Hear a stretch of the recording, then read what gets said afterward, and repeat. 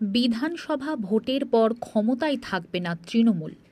বাংলাদেশে যেতে হবে তৃণমূল নেতাদের, তাই ওখানকার ভোটার লিস্টে ওরা নাম তুলে রাখুক। ওখানে ওরা ড্রেন সাফাইয়ের কাজ করবে, বললেন বিজেপি নেতা জিতেন্দ্র তেওয়ারি।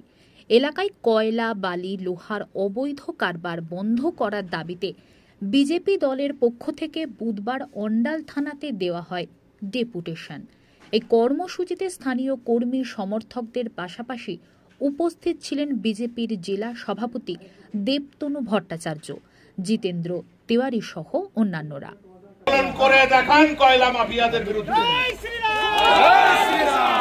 এই অঞ্চলে শুনেছি নাকি সিপিএম এর মজবুত সংগঠন, রানীগঞ্জে নাকি সিপিএম বিরাট সংগঠন।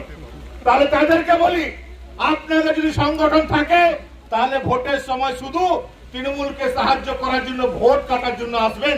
এখন কেন আন্দোলন করছেন না? কেন কয়লা মাফিয়াদের বিরুদ্ধে কথা বলছেন? রাজ্যের মধ্যে তো চুরি বাড়ছে। চোরেরা জানে যে আমাদেরকে বাঁচাবার জন্য লোক আছে। এই সরকার, এই জেলাতে যত তৃণমূল কংগ্রেস নেতা, তারা আমাদেরকে বাঁচাবে। সমস্ত চোরে, কয়েকদিন আগে আপনারা দেখেছেন যে একটা দুর্গাপুরের লোহা মাফিয়া, সে ঝাড়খণ্ড পুলিশ তাকে ছিনতাইতে অ্যারেস্ট করেছে। তার ছবি কার সঙ্গে বেরিয়েছে? এখানকার জেলা সভাপতির সঙ্গে বেরিয়েছে। দুদিন আগে একটা কুলটিতে একটা ছিনতাইবাজ ধরা পড়লো, পুলিশই ধরেছে। তার ছবি কার সঙ্গে বেরিয়েছে? তৃণমূল কংগ্রেস নেতাদের সঙ্গে বেরোচ্ছে। তো যত ছিনতাইবাজ, যত চোর, যত ডাকাত, তাদের তো গুরু হলো তৃণমূল কংগ্রেস নেতারা। স্বাভাবিকভাবে তাদের ভয় নেই, তাই তারা এগুলো করছে। লোহা বালি বন্ধ হওয়া উচিত। সিপিএম পার্টি যারা বিভিন্ন সময় নির্বাচনে প্রতিদ্বন্দ্বিতা করে, তারাও ডেপুটেশন দিয়ে বলুক যে লোহা, কয়লা, বালি ব্যবসা বন্ধ হওয়া উচিত।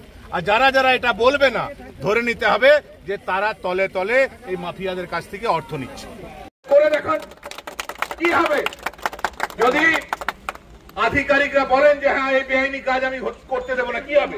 6 মাসের জন্য ট্রান্সফার হবে, 6 মাস ট্রান্সফার থাকবে। কিন্তু এই সময় যারা সৎ সাহস দেখাবেন যে পুলিশ অফিসাররা 2026-এর মে মাসের পর, তারাই তো প্রকৃত পুলিশ অফিসার হিসেবে তাদেরকে আমরা ধরে নেব। তারাই তো শাসন ক্ষমতা তাদের হাতে থাকবে।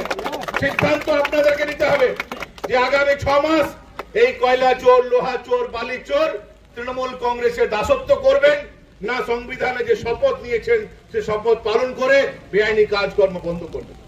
আমরা জানি যে আপনাদের তৃণমূল কংগ্রেসের কথায় উঠতে হয়, বসতে হয়, কিন্তু এটাও তো ঠিক যে আপনাদেরকে, আজ আমরা এসছি এখানে 200-250 লোক এসছি, আপনাদের 20-25 পুলিশ অফিসার আগে থেকে দাঁড়িয়ে আছেন। কিন্তু আপনারা তো আশ্বস্ত যে আমাদের যতজন এখানে উপস্থিত আছে, যে ভাষায় অনুব্রত মন্ডল পুলিশে নিয়ে কথা বলে, আমাদের কোনো কর্মী তো সেভাবে কথা বলবে না। আপনারা তো শিওর আমরা তো নিচে নামতে পারবো না। এটা ওই ধরনের কথাবার্তা আমাদের রুচিতে বাজে। তাহলে আপনাদেরকে সিদ্ধান্ত নিতে হবে।